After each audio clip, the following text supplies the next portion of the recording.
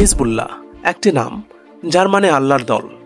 কেউ তাদের দেখে মধ্যপ্রাচ্যের সবচেয়ে সংগঠিত প্রতিরোধ আন্দোলন হিসেবে, আবার কেউ সন্ত্রাসী সংগঠন হিসেবে চিহ্নিত করে। কিভাবে শুরু হলো হিজবুল্লাহ, কেন তাদের সামরিক শক্তি ইসরায়েলের জন্য আতঙ্ক, আর লেবাননের রাজনীতিতে তাদের অবস্থান কতটা প্রভাবশালী, আজ আমরা জানব হিজবুল্লাহর বাস্তব ইতিহাস, কার্যক্রম এবং বিশ্ব রাজনীতিতে তাদের ভূমিকা। 1982 সাল ইসরায়েল লেবাননে হামলা চালায়।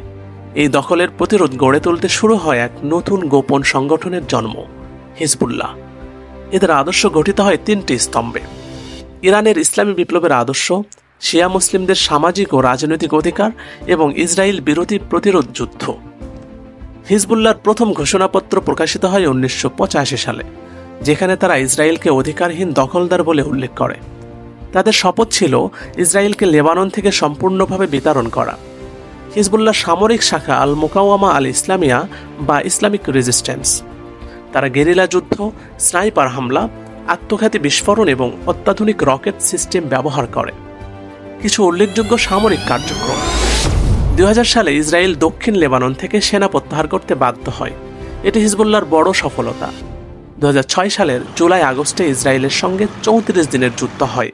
হিজবুল্লাহ প্রায় 4000 রকেট ছোড়ে এবং যুদ্ধক্ষেত্রে ইসরায়েলের অগ্রসর সেনাদের আটকে রাখে। তাদের অস্ত্রের উৎস: ইরান থেকে অস্ত্র ও প্রশিক্ষণ, সিরিয়া হয়ে ট্রানজিট, নিজস্ব ড্রোন এবং ক্ষেপণাস্ত্র প্রযুক্তি, ফজর 5, জিলজাল, ফাতি 110। হিজবুল্লাহ শুধু অস্ত্রধারী সংগঠন নয়, 1992 সাল থেকে তারা লেবাননের সংসদে নির্বাচনে অংশ নিতে শুরু করে। তাদের রাজনৈতিক শাখা সামাজিক ও ধর্মীয় ইস্যুতে ব্যাপক প্রভাব বিস্তার করে। আল মানার টেলিভিশন চ্যানেল, হাসপাতাল, স্কুল, পুনর্বাসন প্রকল্প, দুর্নীতিগ্রস্ত সিস্টেমের বাইরে বিকল্প সেবা প্রদান। 2008 সালে হিজবুল্লাহ প্রথমবারের মতো সরকার গঠনে মুখ্য ভূমিকা নেয়। তাদের জনপ্রিয়তা শিয়া সম্প্রদায়ের মধ্যে অত্যন্ত দৃঢ়, কিন্তু অন্য সম্প্রদায়ের মধ্যে মিশ্র প্রতিক্রিয়া রয়েছে। 2011 সালে সিরিয়ার গৃহযুদ্ধে হিজবুল্লাহ সরাসরি অংশ নেয় আসাদ সরকারের পক্ষ নিয়ে।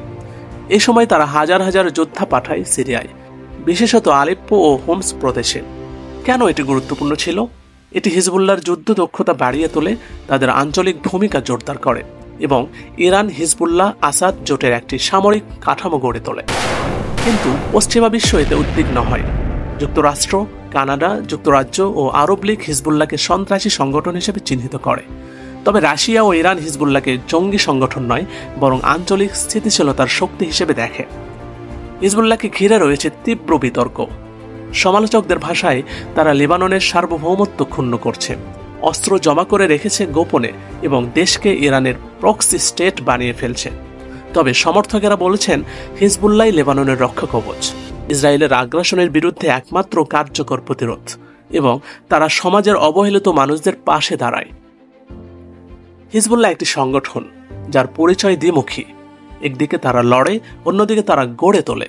তাদের অস্তিত্ব কেবল লেবাননের মধ্যে সীমাবদ্ধ নয়, বরং এটি মধ্যপ্রাচ্যের শক্তির ভারসাম্যকে প্রভাবিত করে। আপনার মতে হিজবুল্লাহ কি প্রতিরোধের প্রতীক নাকি রাজনৈতিক হুমকি? মতামত জানাতে ভুলবেন না। ভিডিওটি ভালো লাগলে শেয়ার করুন ও সাবস্ক্রাইব করুন নতুন তথ্যবহুল কন্টেন্টের জন্য। সবাইকে ধন্যবাদ। আসসালামু আলাইকুম।